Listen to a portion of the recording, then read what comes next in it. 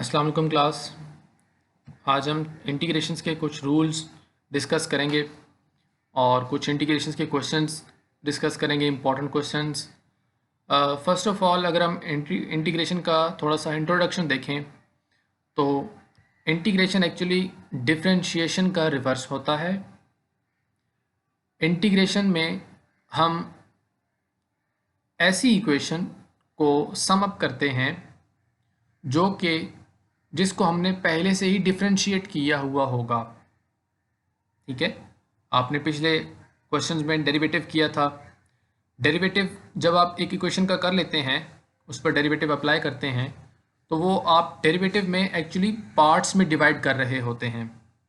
ठीक है, एक इक्वेशन को पार्ट्स में डिवाइड करते हैं और उस इक्वेशन के ऊपर डेरिवेटिव करने के बाद उस इक्वेशन के ऊपर अगर आप इंटीग्रेशन अप्लाई कर दें तो वो इक्वेशन वापस सम अप होकर अपनी ओरिजिनल फॉर्म में वापस मिल जाती है।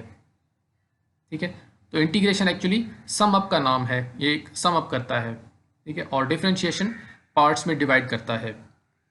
इंटीग्रेशन के कुछ रूल्स आपने याद रखने हैं, जैसे कि इनडेफिनिट इंटीग्रल्स जिसमें हम लिमिट्स के बगैर इंटीग्रल इसमें अप्लाई करते हैं, और सिंपल इंटीग्रल्स इनको कहा जाता है। सो फर्स्ट ऑफ ऑल जब भी आप इंटीग्रेशन का कोई क्वेश्चन देखते हैं तो उसमें आप ये देखते हैं कि जो फंक्शन है वो न्यूमरेटर में दिया गया है या वो डिनोमिनेटर में मौजूद है। ठीक है, सबसे पहले आपने ये चीज़ चेक करनी है कि फंक्शन जो दिया गया है वो न्यूमरेटर में है या वो फंक्शन डिनोमिनेटर में मौजूद है।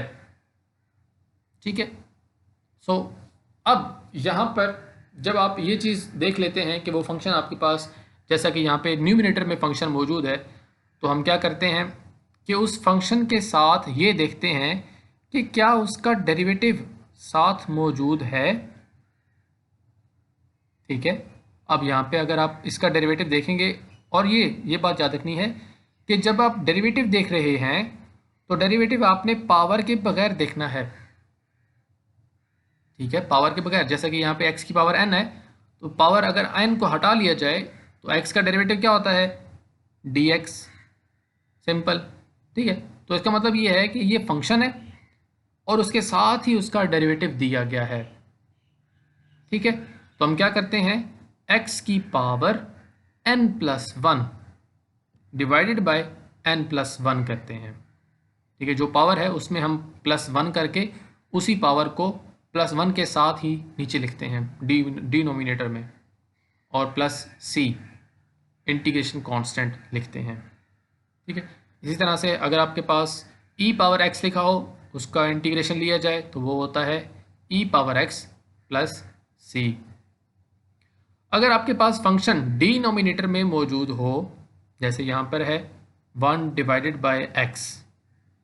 ठीक है, फंक्शन नीचे दिया गया है डिनोमिनेटर में, और इस फंक्शन का डेरिवेटिव क्या है, dx, जो कि ऊपर दिया गया है। ठीक है, यानी फंक्शन डिनोमिनेटर में है और उसका डेरिवेटिव ऊपर न्यूमरेटर में है। सो ऐसा फंक्शन जो कि डिनोमिनेटर में हो और उसका डेरिवेटिव ऊपर हो, तो उसको हम नेचुरल लॉग इनटू फंक्शन लिखते हैं। ठीक है, अब क्वेश्चन नंबर 4। अब यहाँ पे एक क्वेश्चन दिया गया है 1/a-x डॉट dx। dx आपके पास न्यूमरेटर में है और a-x आपका जो फंक्शन है वो डिनोमिनेटर में दिया गया है। ठीक है, जैसे यहाँ पे मैंने इसको थोड़ा सा अरेंज करके लिख दिया है, dx डिवाइडेड बाय a-x।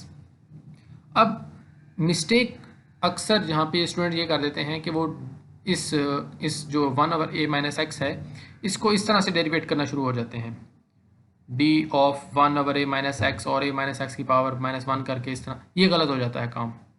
आपने याद रखना है कि जैसे मैंने यहाँ पे बताया कि आपने फंक्शन को विदाउट पावर डिफरेंशिएट करके देखना है, बिल्कुल इसी तरह से आपने ये फंक्शन जो कि डिवाइड में दिया गया है उसको सिर्फ और सिर्फ इस फंक्शन का डेरिवेटिव देखना है।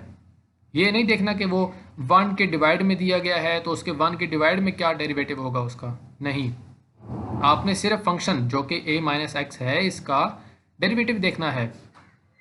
So derivative of a minus x will be 0, constant a का 0 हो जाएगा, और x का डेरिवेटिव हो जाएगा dx।